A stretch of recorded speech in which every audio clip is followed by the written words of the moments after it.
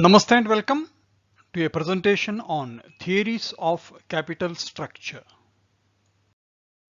Let us get familiarized with a few concepts. Leverage is usage of debt, which is a fixed interest bearing thing, to maximize the earning of equity. And what equity holders get is earning per share, which is the residual profit after tax. And that earning per share is multiplied by the price earning ratio, which is the ratio price bears to the earning. The product of earning per share with price earning ratio leads to price per share or market price. Market price multiplied by the number of shares issued by the company and which is there in the market, that leads to value of the company, which is also known as market capitalization. These are the common terms that are used, starting from debt going to equity, equity getting the earning per share as the reward, and that being multiplied by the price earning ratio as determined by the market automatically. And the product of the two is price per share. Price when multiplied by the number of shares issued by the company results in the market capitalization, which is nothing but value of the company, which pertains to the value of the equity segment. Capital structure normally conveys a mixture of debt and equity in a specific fashion or a proportion. It always pertains to long-term funds, means non-working capital requirements. And it is a judicious mix of long-term sources of funds. What does it include? It includes debt. Debt means loans, debentures. Loans may be from the banks as term loans or loans from financial institutions. And equity includes equity share capital, reserves. It also includes preference share capital. Now, the proportion between the two is decided considering various factors, and the mix will be a judicious mix of funds. Now, if you ask a question as to what decides what should be the proportion, we can have a look at it. The factors that decide or the determinants of capital structure or that which decides the proportion between debt and equity, we can identify a few. It all depends on sales growth and stability. When you say debt, someone is lending you money. He will lend money to the company provided the company has got a good sales growth and there is stability of income, so that there is servicing of loan and repayment of principal. Second, the amount of debt a company takes depends on amount of equity that it has got, because there is a proportion between the two. Because you want to take more debt to benefit equity, but there is a proportion between the two in terms of how much a company should take in relation to a fixed amount of equity. It is known as trading on equity, and there we come across the evaluation of terms of earnings before interest and tax, earning per share. These things matter when you decide what should be equity and what should be debt. Third, the promoters of a company would like to have control with themselves. When you issue equity more, you distribute the ownership of the company among outsiders. Whereas if you buy a debt, it is a debt which is repayable after a fixed period of time or over a fixed period of time. It doesn't dilute the ownership and control. Depending on what the promoters intend to have in terms of ownership and control, the amount of debt or the volume of debt is decided. Then What is the purpose of financing? As we see, debt and loans, they are long term. And if the company has got long-term requirements of expansion, growth, diversification, that requires either debt or equity, and based on the purpose of financing. If the company is able to repay out of internal accruals within a period of 3-4 years, then they will prefer for a medium-term loan. If it is a capital project, say a fertilizer unit, which requires a long gestation period, they may go for a very long-term loan or issue of debentures.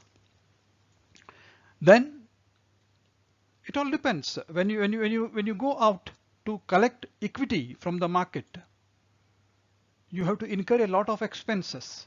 If the amount of equity required is fixed and you incur a lot of flotation costs and also cost of raising funds from the market as compared to what is the interest that we need to pay to debt if we go for the debt instrument or the term loan. It is a comparison of financial terms of the facility of equity or the debt, cost of capital and flotation costs. And sometimes there may be certain requirements from the legal angle. A company can or cannot go for equity or can or cannot go for debt based on the from the rating agency. If there is a rating which is prescribed by SEBI, if the company doesn't get the rating required, it cannot go for a debt. Or if the SEBI doesn't clear the documents filed by the company based on non-compliance of certain legal requirements, the company cannot go for equity. Depending upon compliance requirements of law, the mix of long-term sources of funds also is decided. There are 4 theories of capital structure which mainly look into cost of capital and its relation to the debt, equity, or a combination of the two. The first theory talks of net income approach. It distinguishes between debt and equity and takes cost of debt, cost of equity separately, and it says greater the debt, more the value, it benefits the equity. There is a second approach which is net operating income approach. It says it is the company as a whole we need to look into, and debt or equity doesn't make any difference. It is the business risk of the company that decides the cost of capital and the capital structure, and this is called net operating income approach. It talks of only one component. Then the third approach is Modigliani and Miller approach, which says value of a company or a value attributed to a company is not related to its capital structure. It is independent of it. And the views of Modigliani and Miller approach almost matches in some parts with net operating income approach. And we can group them together as Modigliani-Miller approach being an extension of net operating income approach. And there is a traditional approach as the fourth theory, which says net income approach is applicable to some extent up to a limit, greater the debt, more the value. But beyond a limit, it doesn't work. It works the opposite way. And beyond the limit, it is the net operating income approach that works. Means it borrows the best of both worlds. In a lighter vein, net income approach is Dvaita philosophy. Net operating income approach and Modigliani-Miller approach are Advaita. They are talking of one single entity. Whereas traditional approach talks of taking the best of both worlds. It is a millennial philosophy. Let us take up individual theories, and first in the line is the net income approach, greater the debt, more value. Under net income approach, the stress is on the principle that there exists a relationship between capital structure and value. It links the two. Capital structure decides the value of a company. And it says increased use of debt will magnify shareholders' earnings. Means you give to debt fixed return, and whatever extra the debt earns, that accrues to the shareholders, and it adds to their earnings and maximizes the value of the firm. And it also says the converse also will hold true. If the ratio of debt to equity tends to decline, it will affect negatively the shareholders' earnings. A firm can achieve optimum capital structure and maximize its product market price by opting for a judicious combination of debt and equity. And this approach has got the following assumptions. It assumes there are no taxes, which is not true. Cost of debt is less than cost of equity. It is invariably true. The use of debt does not change the risk perception of investors. And it says cost of debt and cost of equity will remain constant. Assumption number 3 and assumption number 1 are not 100% realistic, but for a proposition there needs to be a set of assumptions and we need to accept it as a package.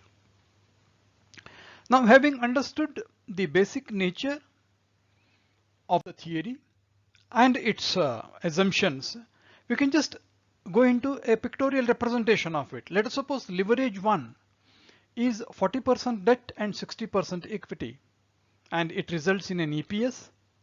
It is multiplied with the PE ratio, and that gives you the price per share. What the net income approach says, if you increase the debt, say in our example from 40 to 55% of the total capital, equity is say 45%, there will be an increase in the earning per share, and the price earning ratio will remain constant, but it will have a multiplier effect because price per share depends upon EPS into PE. Since the EPS is enhanced, your price is enhanced, and when the price is enhanced and it is multiplied with number of shares, the market capitalization also goes up. This is what net income approach talks of, the beneficial impact on the equity resulting from increase in the proportion of debt within a judicious mix. We will take up illustration number 26, which talks of calculating the market value of a firm under net income approach. It's a simple and straightforward illustration. It's a simple illustration. We will use the standard template. The question that is asked is calculate the total market value under net income approach. Net income approach presumes debt and equity, and the summation of them is the total value of the firm. Firms are given as X, Y, Z and W. Let us put it horizontally. Then we post first item as the EBIT, earnings before interest and tax. It is the reward to both debt and equity put together. 2 lakhs, 3 lakhs, 5 lakhs and 6 lakhs. Then there is interest. We have to remove interest out of it, which is given as 20,000, 60,000, 2 lakhs and 2,40,000. If EBIT, which is a reward for both debt and equity, if I remove interest, the balance is for equity earning. If it is for equity, what is the cost of capital or capitalization rate in respect of equity? It is given here now. Let us post that amount K. What is the capitalized value? Capitalized value is nothing but earning before tax divided by cost of equity. which is nothing but C divided by D. 1,80,000 divided by 12%, 15 lakhs. 2,40,000 divided by 16% is 15 lakhs. Similarly, 20 lakhs and 20 lakhs. Fine. Then this is the value of equity.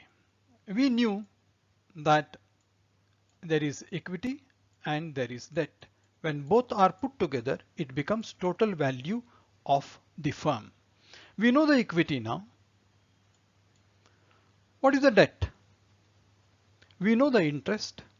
We know the rate of interest. Dividing interest by the rate of interest, we can derive the debt. For instance, we paid 20,000 as interest. That was at the rate of 10%. If 10% is 20,000, 100% is 2 lakhs. Same logic, 10% is 60,000, it is 6 lakhs. 10% is 2 lakhs, 20 lakhs, 2,40,000, 24 lakhs. This is market value of debt based on 10% interest. What is the value of the firm? Debt plus equity. 2 lakhs plus 15 lakhs is 17 lakhs. 15 plus 6, 21. 20 plus 20, 40. And then it says, if this is the value of the firm, this is the earning, EBIT. What is the weighted average cost? This is nothing but EBIT divided by the total value of the firm. 2 lakhs divided by 17 lakhs is nothing but 11.6%. We divide EBIT by value of firm, A by G, to derive the weighted average cost of capital in answer to the problem. Calculate the total market value. We have calculated that. Then it says also determine the weighted average cost of capital for each firm. That is what we derive here now. With that, the two questions are answered: value of the firm and also average cost of capital. Now we will have a look at the second theory of capital structure, net operating incomes approach. Its highlight is value is not influenced by capital structure but by business risk. It is not going by the components but by the business as a whole and the risk carried by the nature of business as a community. The approach is just opposite net income approach. Net income approach talks of two components, whereas this says components are not relevant. It is the business as a whole. The overall cost of capital and value of the firm are independent of capital structure. Debt, equity and their proportion is not relevant. It is the business which is important. The total value of the firm is determined by dividing net operating income, that is EBIT, by overall capitalization rate. This overall capitalization rate is for the business as a whole. It has nothing to do with debt or equity. Therefore, it talks of EBIT for the firm total, capitalization for the firm as overall. These are the things which it takes. Market value of equity is found by subtracting market value of debt. It is simple. You have the company value and we want to derive debt and we want to derive equity. It says take EBIT, divide it by the capitalization rate, you have got the value of the firm. Out of the value of the firm, you know debt has got a market value. Debentures are issued at a value, it's fixed. Take that debt, remove out of total value debt, balance is equity. Simple. It is a result rather than the cause. Overall valuation less debt is equal to equity. Market value of equity is found out by subtracting market value of debt from the overall value of the firm. Simple, no components. Assumptions are the firm is evaluated as a whole by the market. the split of capitalization between debt and equity is not significant. Overall capitalization, it remains constant. The rate is constant for the industry, regardless of any change in the degree of financial leverage. You may have 55-45, 60-40 or 10-90. What the approach says, that doesn't affect the capitalization rate. Degree of financial leverage is not relevant. Use of debt as a cheaper source of funds increases financial risk. What it says is, when you bring more of debt, the cost of equity doesn't remain constant, it also goes up. Whatever debt, cheap debt benefit you are getting, that is eaten up by the increase in cost of equity because of additional risk. The shareholders would demand higher cost on the funds to compensate for additional risk. Thus, the benefit of lower cost is offset by higher cost of equity. Whatever you gain from debt is going as additional cost of equity because of the additional risk. More debt, more risk, therefore more cost of equity is expected. And the cost of debt is constant. That is what the theory presumes, and the firm does not pay income tax. No tax, cost of debt is constant, and based on business risk, equity cost goes up. And that we now go to theory of capital structure number 3, Modigliani and Miller approach, which is having a theme of value of a company is independent of capital structure. How? Let us understand the basic features of the Modigliani-Miller approach. What it says is, cost of capital and value of a firm are not affected by leverage. Means whether there is debt or no debt, or whether there is high debt or low debt, it doesn't affect the value of the firm. Then it says there is no optimal mix, that is debt equity 50 50 40 50 50 60 40 45 55. There is nothing like the best mix, and this resembles the net operating income approach. What it says, as the firm increases its leverage, its risk increases and the cost of equity capital will rise. And whatever you gain in a low cost debt is eaten up by the equity capital getting costly. Why equity capital gets costly? Because more the debt, more risk to the business. Therefore, equity capital owners will demand more return, and as a result, whatever gains you make from low cost debt is eaten up by the rising cost of equity capital. This is what it says. Then it says a simple example you must have seen in the two stock exchanges, BSE and NSE.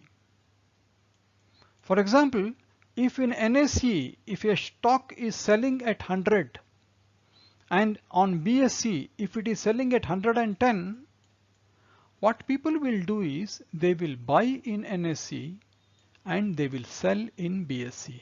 Buy low and sell high and make a profit of the difference between the two prices. And the process is known as arbitrage. This is what Modigliani and Miller approach also talks of. It says if there are two companies in the same industry, they are of the same class, they cannot be selling at different prices.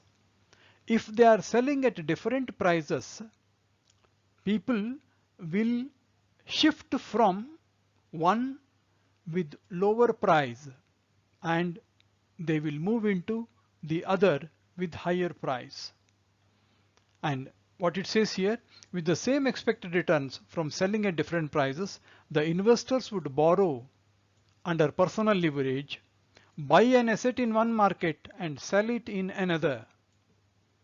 And the argument is based on the assumptions.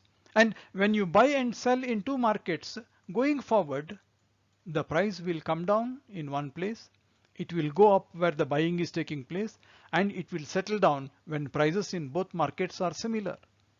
And the same logic is used as an arbitrage argument in Modigliani and Miller approach. Personal and corporate taxes, corporate borrowings are perfect substitutes. This is not realistic. You buy personally from a bank and a company borrows from a bank. The terms are different. Rate of interest is different. But Modigliani and Miller approach presumes they are perfect substitutes. They are equal in terms. And there does not exist transaction cost as per the assumption. But practically, every transaction you do in a market, you need to pay transaction cost. Third, rate of interest for company and individuals is the same, which is not true in the real world. Institutional investors are free to deal in securities. It is not so in the real world. Institutional investors face restrictions in terms of the volume, value, and the frequency. There are no taxes. It is a presumption. Practically, it is not true. Borrowings are riskless, which is once again more theoretical than practical. Investors are fully knowledgeable and rational, which is hardly true.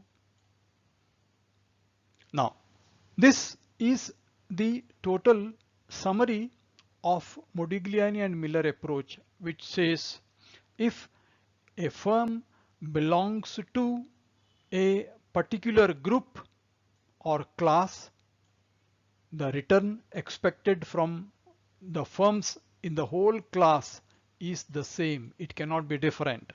If it is different, people will buy the cheaper and sell where the price is higher, and that is called arbitrage. In the process, the cost or the return will be the same at the end. And the assumptions which Modigliani and Miller approach thinks of are listed out, but they are in practice not a reality. No transaction cost, rate of interest same between company and individual, no taxes, borrowings are riskless, and investors are knowledgeable and rational. For the sake of theory, we may have to do these assumptions, but when you apply practically, it may not be working properly. Now this is the summary. Let us have an illustration. Illustration number 29. From the following data, find out the value of each firm and value of each equity share as per Modigliani-Miller approach. We have the template, and they don't recognize debt equity separately. They are more closer to net operating income approach. Let us get going. What it expects? Find out the value of each firm. We post the entities, company PQR, EBIT is 13 lakhs, 13 lakhs and 13 lakhs in all the three firms. Then every firm expects 12% return on investment. We can post that return on investment is 12%. Value of firm, as we saw, is EBIT divided by return on investment. 13 lakhs divided by 12% is 108 lakhs, 108 lakhs and 108 lakhs. And what is the debenture value? Debenture value is given 9 lakhs and 10 lakhs. And as per the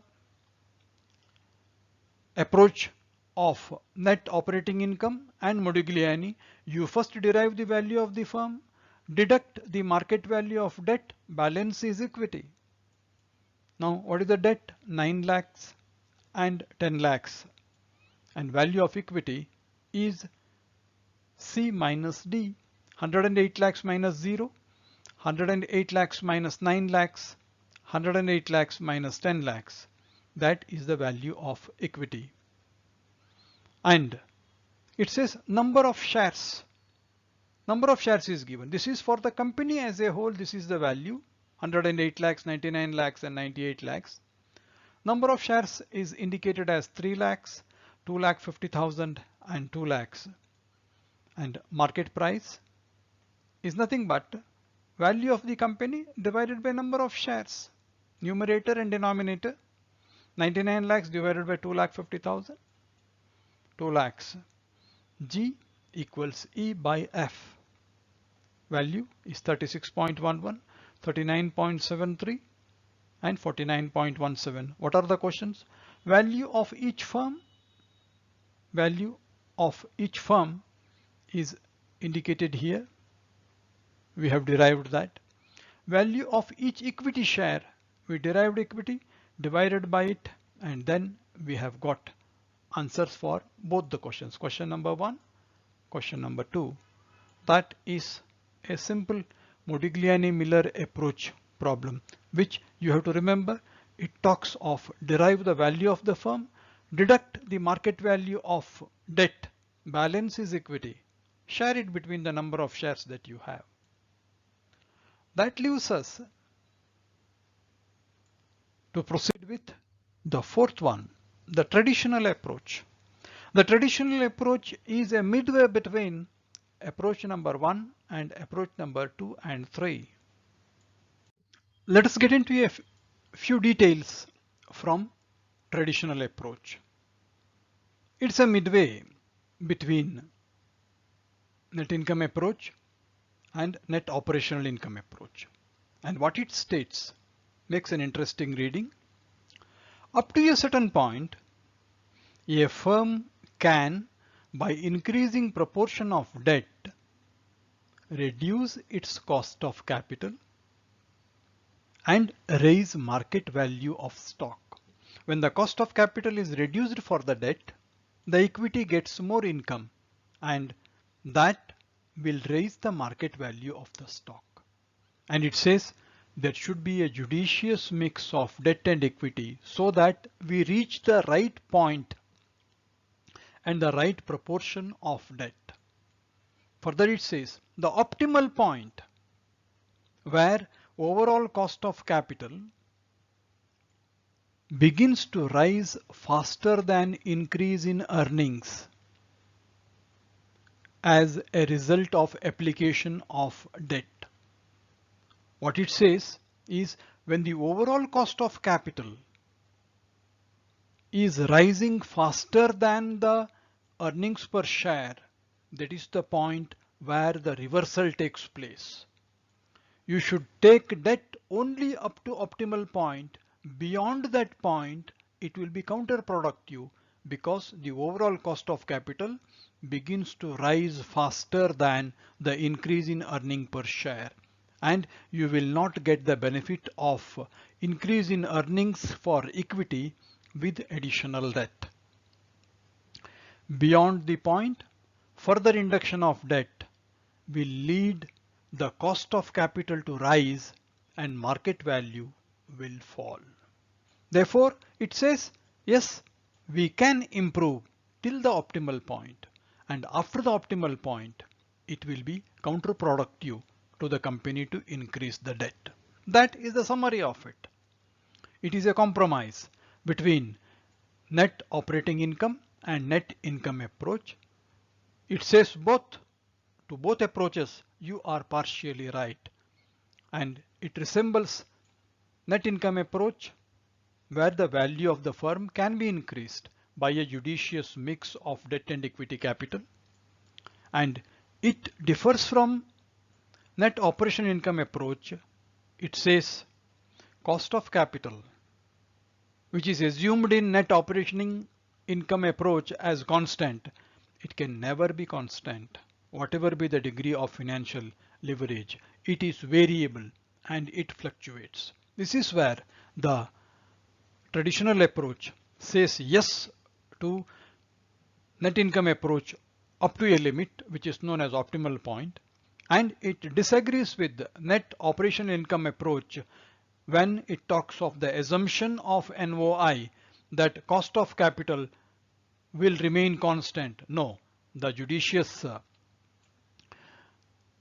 observation under traditional approach says cost of capital will not remain constant. This is the unique feature of traditional approach, and it works similar to the net income approach. We will take an illustration. A company's current operating income is 4 lakhs. Firm has 10 lakhs of 10% debt outstanding. Its cost of equity capital is estimated to be 15%. Determine the current value of the firm using traditional valuation approach. Calculate the firm's overall capitalization ratio as well as both types of leverage ratios, that is borrowings to shareholder funds and borrowings to value of the firm. We can just see, determine the current value of the firm using traditional valuation approach is first question. Second is calculate the firm's overall capitalization ratio as well as the leverage ratios of borrowings to shareholder funds and borrowings to value of the firm. We can take it up. A company's current operating income, EBIT, is rupees 4 lakhs. The firm has 10 lakhs of 10% debt.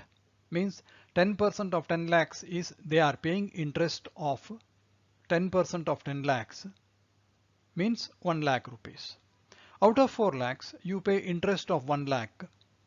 Then debt component is paid off. Whatever remains is equity earnings, is 3 lakh rupees.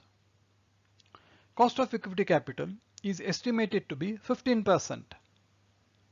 You have earned 3 lakhs and your cost of capitalization is 15%. If 3 lakhs is 15%, what is the value of equity? 3 lakhs divided by 15% is 20 lakhs. What is the value of debt? We know the firm has 10 lakhs of value. Value of debt is 10 lakhs. What is firm value? Firm value is debt plus equity, which is nothing but 20 lakhs plus 10 lakhs is 30 lakhs. What is overall capital rate? EBIT divided by total value of the firm, which is nothing but A divided by G, which is 4 lakhs divided by 30 lakhs. A divided by G is 13.33%. What is the borrowings divided by shareholder funds? Borrowings are, we know for sure, 10 lakhs. What is shareholder funds? 20 lakhs. 10 lakhs over 20 lakhs is F by E, 0.5 or 50%. And what is borrowings over value of firm? Borrowings is 10 lakhs, value of firm is 30 lakhs, 10 over 30 is 33%. That answers both the questions. The 3 questions are answered in their entirety. A simple, straightforward presentation, which is common between all the 4 approaches. We start with EBIT, we end up with answering the questions and make it a part of the table. Hope you liked this presentation. Thank you so much. Thanks a lot.